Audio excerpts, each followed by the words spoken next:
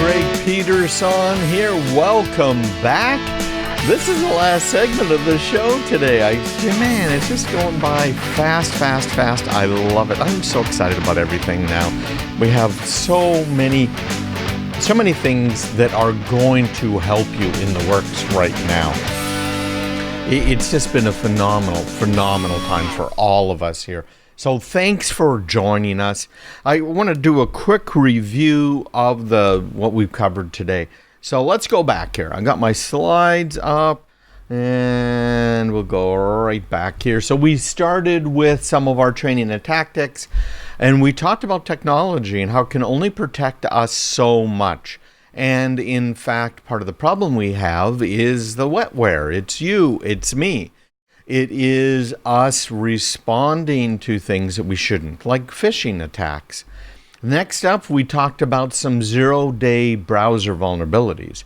And in this case, we specifically were talking about Firefox and major vulnerabilities this week in Firefox.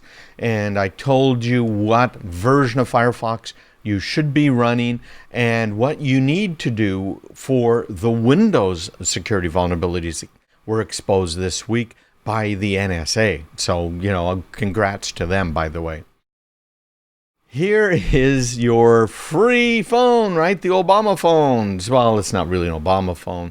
It goes back for decades now. This program that we have in place to help people who are underprivileged, who don't have much money, who maybe need some way of contacting their doctor, etc. Well, it turns out that some of these phones, from one manufacturer in particular, actually come with malware pre-installed. So we talked about that, told you who the manufacturer was, who are the people involved, and the researchers as well, a company I really like. If it's connected, it can be hacked. And this has to do with our Ring doorbells, with the security cameras that we're using constantly, and that even the federal government is having trouble getting rid of these Chinese-made security cameras. Because even though the name on the outside might be a U.S. company, odds are wonderful that inside that camera is Chinese technology that's imminently hackable, or even worse, is wide open or comes with a pre-installed piece of malware. We've seen that before. Routers, big problems with over 200 million routers right now, completely compromisable. And I gave you my advice on routers, what it is you should be getting for your home, for your business, and how you should be configuring it as well in order to keep all of those Internet of Things devices like your Amazon Alexas or your Google Homes or your smart speakers or your smart lights, what you need to do in order to help keep yourself safe with all of those. We talked also about the social engineering attacks and how they are really starting to affect us. In fact, we had a couple of segments about different angles on this one today. But I know of cases personally, because these are businesses that are now my clients, where their entire operating account as a business was emptied. That's the account that's used for payroll, for paying vendors, etc. Money was gone, and a lot of that is happening via these types of social engineering attacks. We also talked about patching early, patching often, what we need to do there in order to keep ourselves safe. And we just did that last segment. And now we're going to be talking about this new cyberwar. Frankly, it really isn't just coming. It really is already here. We have seen an uptick of better than 50% over the last 2 weeks of Iran attacking us.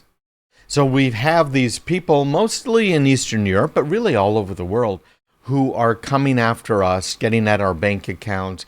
They're really targeting the elderly who may not really be aware of things, our small businesses, etc. We're used to that, right? And obviously the big businesses, where they have been attacking for a long time, but now the big businesses have tightened up their security belt. They're now going on to us small, medium businesses. Well, Iran is doing something different than what we have typically seen. And instead of stealing our information and emptying our bank accounts, they're going after businesses specifically to destroy them, destroy the business, because they want to hurt the United States economy. And what better way to hurt the economy than going after the small business people? Because we are the ones that create the majority of new jobs. We're the ones that do the real research and development. These big companies now, they don't bother spending real money on R&D anymore. They just wait for some startup to succeed. They wait for that industry to settle down, and then they buy the winner. That's what they're doing. It's us that are really making the jobs. It is us that are taking the risks. And I'm afraid we're taking a little too much when it comes to risks because of these bad guys out there. So I wanted to spend a few minutes going through the top 10 attacks that are enemy? Friends? I don't think there are friends, and I don't quite think there are enemies, are doing in Iran right now to come after us. Okay, so we need to understand this pretty well. Number one, they're doing what are called credential dumping attacks. And this article goes through some mitigations. It's really good. This is also from Secure World Expo this week, and I've got it up on my website at craigpeterson.com. Make sure you check it out, because it's a literal checklist that you can go through to help mitigate some of these Iranian attacks if you're a business person. So number one, this is based on the U.S. Cybersecurity Infrastructure Security Agency, the CISA. They are talking about credential dumping. They want you to manage your access control list for replicating directory changes and other permissions that are associated with your domain controller. So if you're using Microsoft Domain, which I'm afraid a lot of people are using, it's kind of won that whole battle, right? Active Directory server. Then you've got to consider that. NTLM. I don't want to get into a lot of detail here, because I don't want everybody to disappear, because we've got some more stuff to get into.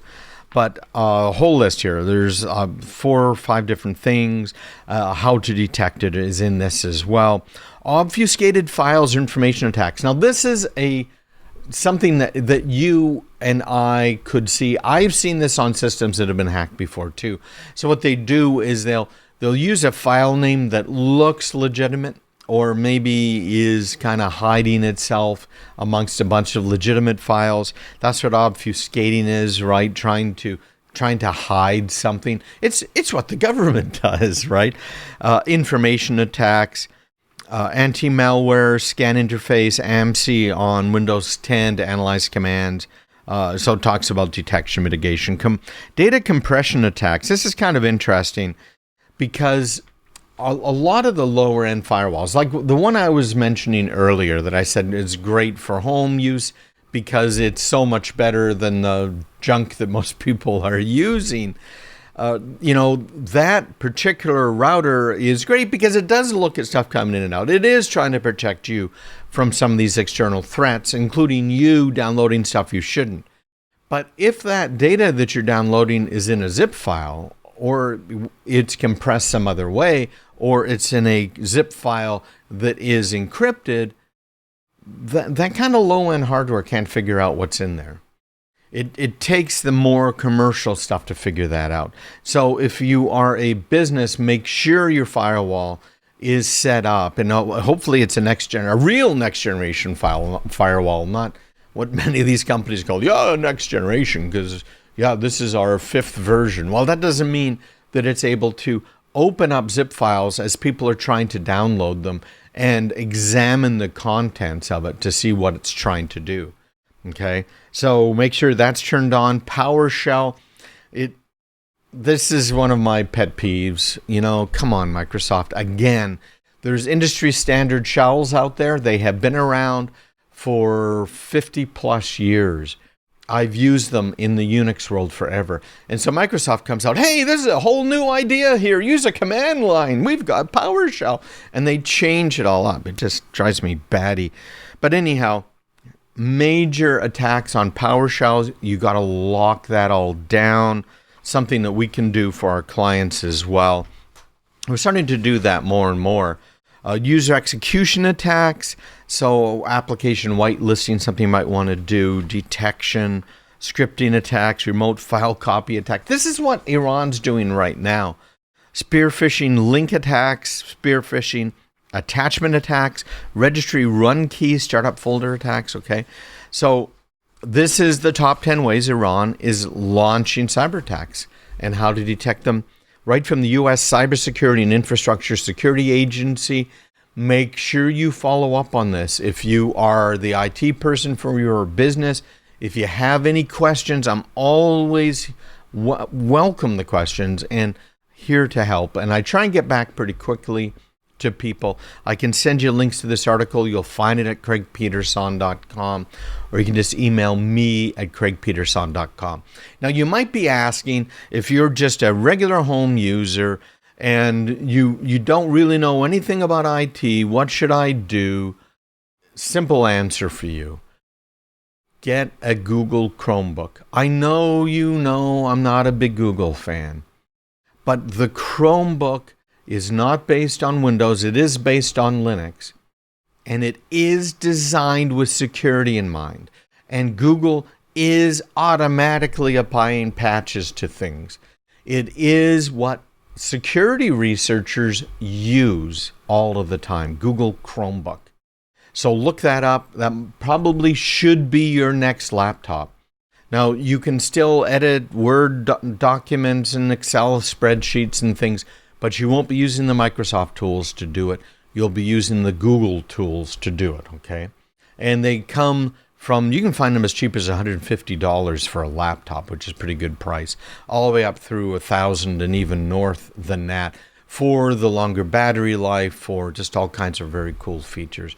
In fact, Samsung just released a very nice one out at CES that I'd love to get my hands on, okay? So check that out, think that through. So that's my advice for you if you are starting out, or you are, maybe you don't want to even learn the IT stuff.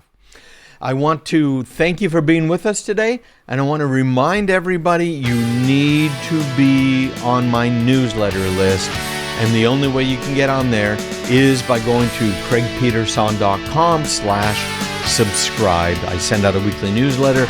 I am not going to hammer you. I will tell you about trainings that are coming up and different things that we're doing to help the community.